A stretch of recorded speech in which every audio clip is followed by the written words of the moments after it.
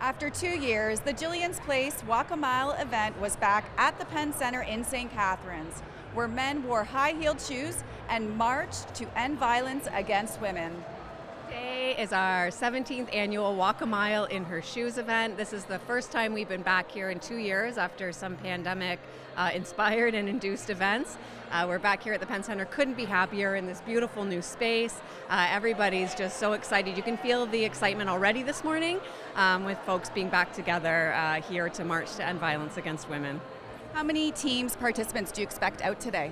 As of this morning, we had about 120 walkers registered. We always have a few trickle in, so we're expecting maybe 150 walkers this morning, over 35 teams, and we are already, as of this morning, very, very close to meeting our goal in a year that's been challenging for fundraising. I've talked to a few folks this morning that have said it was, really difficult, but despite that, everybody just worked so hard and really came together to make this event the success that I know it's going to be. Carrie, why did Penn Financial decide to come on board for the event today? Well, as part of our truly local commitment to the Niagara region, we look for different ways to give back to the community, and we specifically look for organizations that kind of have the same values as we do. And Gillian's Place has been very near and dear to our hearts because of the great work that they're doing to help some of the more vulnerable people in the region.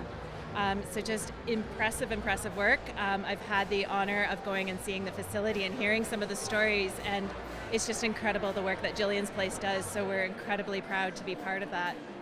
Jason, what made you guys decide to participate in the walk today? We have friends that do this every year, and they encouraged us to come out. I'm here with my son Beckham, and he is my tutor on the shoes. So he always walks in heels, so today was my turn to come out and let him teach me.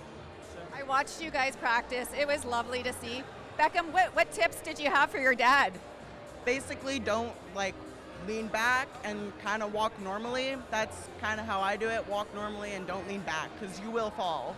For Chris O'Connor, this is his 4th time participating in the walk and the first time as an ambassador. It was a very simple decision. I see how much awareness and funds this raises for our community, and I wanted to do my part to push that agenda forward for Niagara. Roughly how much have you raised for the event today? I think as of this morning, there were some late night donations and early morning donations, but I think we crossed the 6,000 mark. And what does that say about your friends, your family, people that have come on board to support you? What does that say about that? It means that they're rallying around a great cause, and they clearly see the need for this in Niagara. Chris, this is your 4th time walking. What does it feel like to walk in heels? Is it easy? It's certainly not easy, but it's a very small sacrifice for the cause, and I'm happy to do it. Mike, you just walked a mile in high heels. How do you feel? My legs are still shaking. When I stopped walking, my legs were still moving. And the pain at the bottom of my foot is almost unbearable, Jen, but I'm getting through it. You set a goal and a pledge with the shoes that were given to you. Can you tell us about that? Well, my goal was to raise $2,000. There's still some time. I didn't quite get there. All the ambassadors were, tasked with the goal of raising $1,000. I wanted to raise $2,000.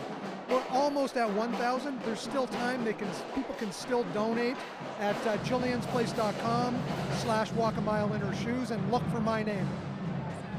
Why do you think it's important for men like yourself to participate in an event like this today? Well, you have to stand up for the females and the female identifying people in your life. If you don't stand up for them, who will? And, to witness that abuse, even if it's, as Mayor Walter Sendzik said during the pre-speech, online, to stand up is so important to show that you're giving solidarity and you're behind them. So we need to raise, almost $1 million a year to sustain our current operations. And so this event, our signature event, is so integral in being able to support our programs for folks who've experienced gender-based violence. And that includes, safe shelter and a myriad of support services, including counseling, legal advice and support, transitional housing and support, child and youth programs. We're really a full spectrum of support in helping folks who've experienced violence rebuild their lives and move on independently. Thanks to the many volunteers and walkers that came out to the event today, helping to reach the goal of $120,000. For more information on upcoming events, go to jilliansplace.com. Reporting for The Source, I'm Jennifer Wittig.